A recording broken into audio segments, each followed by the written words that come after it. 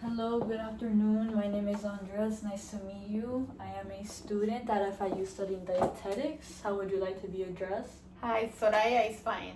Okay, so have you ever met with a dietitian before? No, this is my first time. Okay, so can you tell me what brought you in today? I was recently diagnosed with IBS. I have been having a lot of stomach issues and I don't really know what foods I should or shouldn't be eating. Okay, well, thanks for letting me know. This session should take around 20 to 30 minutes. Is that okay with you? Yes, it's fine. Okay, so I'm just gonna ask you a couple questions about your lifestyle, your background, eating patterns, just so I have a clearer picture of what's going on here. Okay. Alright, let me just take down some notes. So, IBS, is that right?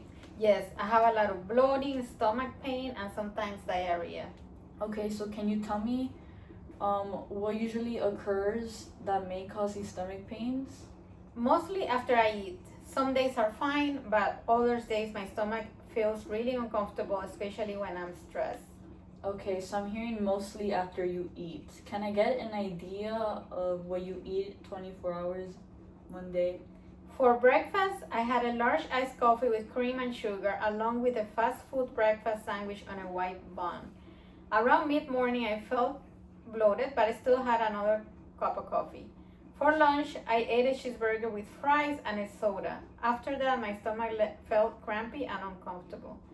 In the afternoon, I snack on chips and a granola bar, which make me feel more bloated.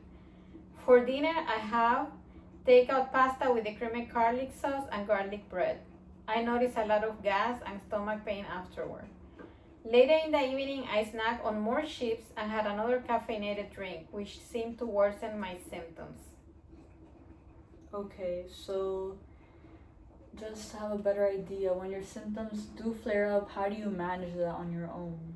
I just try to push through it, but it's frustrating and embarrassing, especially at work. Work. So can you tell me about work? I work full time and it's pretty stressful. I feel like stress makes my stomach worse. Okay, so food, stress. Do you think um tell me if this sounds right, okay? So you're feeling bloated and gassy, okay? You're telling me that you're having a lot of stomach pain, and from what I'm gathering of your diet, I'm seeing a lot of carbs, especially with like the pasta and some of the fast food. There's caffeine, a lot of these which can aggravate these IBS symptoms. In addition to the stress you're experiencing with your full-time job, um, which totally explains the upset stomach, your sensitive stomach. Do you think this sounds right? Yes, exactly. Okay, so what would you like out of today's session? I want to understand how to manage my IBS better and feel less uncomfortable.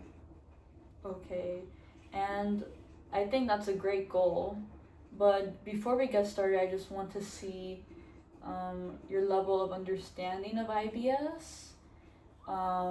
What do you remember maybe your doctor, your gastroenterologist explaining to you? I don't remember much, honestly, mostly that it has to do with miscommunication between the gut and the brain and that there isn't a cure. Okay. Um, that said, you are exactly on the point. But I'm gonna dive more into depth just so you have a better idea. So IBS basically is a gastrointestinal disorder, and your stomach right now structurally is working, but functionally it is not. That's where the symptoms come in, and where these triggers like food and stress are affecting you. Luckily, after today's session, I think we're able to make changes about these triggers, especially through diet. Um, and we'll definitely see some improvement as these sessions progress. That said, on a scale of 1 to 10, do you see yourself making these changes? Yes, I would say an 8. Okay, I think that's a really strong number, good starting point. So let's try to brainstorm some ideas. Since you're so ready to make these changes, what do you think would help you right now? I think figuring out which foods trigger my symptoms will help. Okay, okay. So I think one of the ways we can do that is by tracking them, tracking the foods that you've been eating, how it affects you. Um, what about like journaling maybe, like writing it down? How does that sound? Maybe by writing down what I eat and how I feel after. That's great. And what else? What other ideas can we come up with to improve these symptoms? Eating less fast food. Okay, I totally agree. I see that making a big difference. And I have a recommendation for you as well. How about a low FODMAP diet? Have you heard of that? I have heard of it, but I don't really know what is it. Okay, for sure. So basically, it is a nutritional approach to IBS. It really has to do with limiting certain kinds of carbs. And usually, these are the carbs that may cause some bloating and pain for you. And here, let me explain this to you with this handout that I have for you. So as you can see, it's divided into two parts, right? So let me just explain it to you real quick. So on the left side, there's foods to avoid, all right? And then here on the right side, we have foods to enjoy. So foods to avoid are often the ones that are causing you a lot of these troubles. So just to give you some examples as on the list, um, like sometimes milk can bother you, especially if you're putting milk in your coffee that you're ordering. Sometimes fruits like apples or maybe peach, pears may upset your stomach. But here there are foods you might like. So fruits that are enjoyable, banana, grape. Um, you can have lactose-free dairy in your coffee if that's what you're putting in there. Like maybe you can find substitutes from these lists. Is that okay? I could try it. All right, so here you go. So you can have that with you at all times. And I'm also realizing that stress may be an issue for you. Is that right? Stress for sure. Okay, so that's actually very common with IBS. Um, what are some ways you are currently relaxing or trying to manage the stress? Honestly, I don't really do much. Okay, okay. How about maybe like some short like meditation? Could be a couple minutes, doesn't have to be your entire day. Very easy to do in the morning, or maybe some deep calming breaths to help your symptoms. Would you be open to that? Yes, I could try that. Okay. So, out of everything we talked about, what do you feel like is the most realistic change that you can start with? I think tracking my food and symptoms will be a good start. Okay, and that sounds very doable. How often do you think you'd keep up with the journaling? Probably every day or at least most days.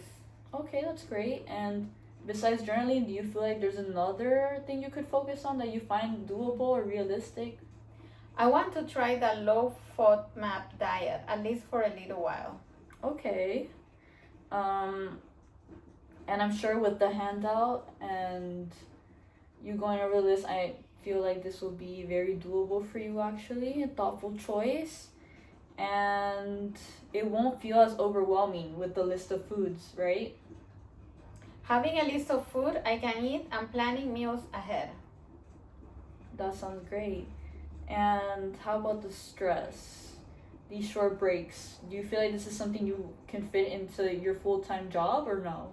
Maybe taking short breaks or trying meditation. Okay, that's great. So, now that we've talked through your options, I'd like to introduce you to what we call an agreement for behavior change, okay?